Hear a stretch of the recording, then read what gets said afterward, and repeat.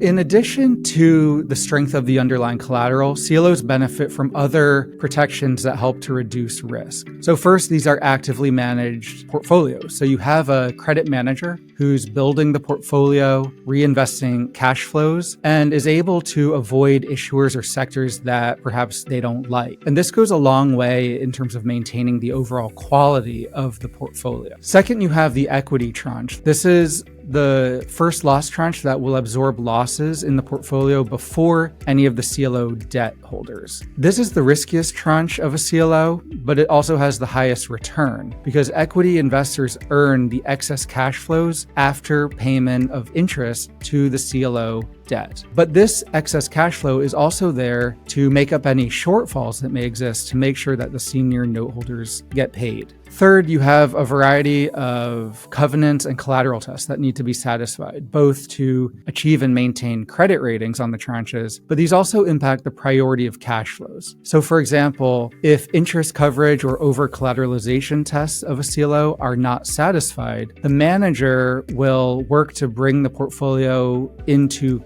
alignment with these guidelines. But until that happens, cash flows are diverted from the junior tranches up to the more senior tranches. So overall, CLOs are structured to protect those senior debt holders, especially in cases where there's deterioration in the loan portfolio, in order to make sure that they get paid first. From a default perspective, CLOs have performed very well with extremely low default rates over the last 20 years, default rates which are lower than corporate bonds. In fact, no AAA or AA tranches ever defaulted. This is reflective of the structural protections that you get with CLOs. And this high quality, as well as the higher yields that you get with CLOs, has resulted in returns that have been very good over the last decade. In fact, CLOs are the best performing fixed income asset class over the last 10 years from a risk-adjusted standpoint. Because of the way that CLOs are structured, you have the ability to tailor the risk and return depending on what your objectives are. So for example, investing in lower rated mezzanine tranches gives you the potential for much higher yields and greater return potential. On the other hand, AAAs and AAs provide safety and stability while also providing a yield pickup versus similarly rated corporates. We think the best opportunities come from being able to invest throughout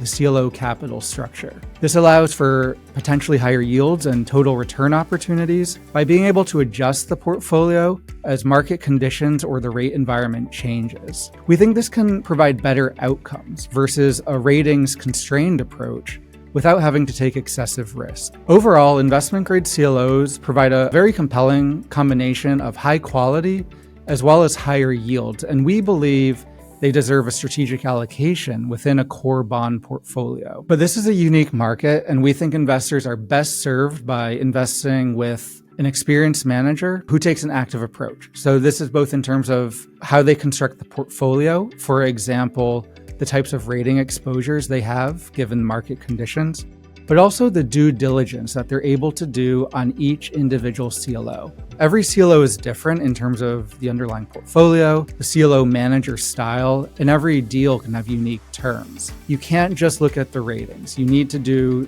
due diligence on every single investment that's made. This is why on the VanEck CLO ETF, we partnered with PineBridge Investments because they've been in this market for decades. They've been managing CLO tranche strategies for their institutional clients for many years, and now all types of investors have access to these capabilities, as well as the opportunities that investment-grade CLOs can provide through CLOI.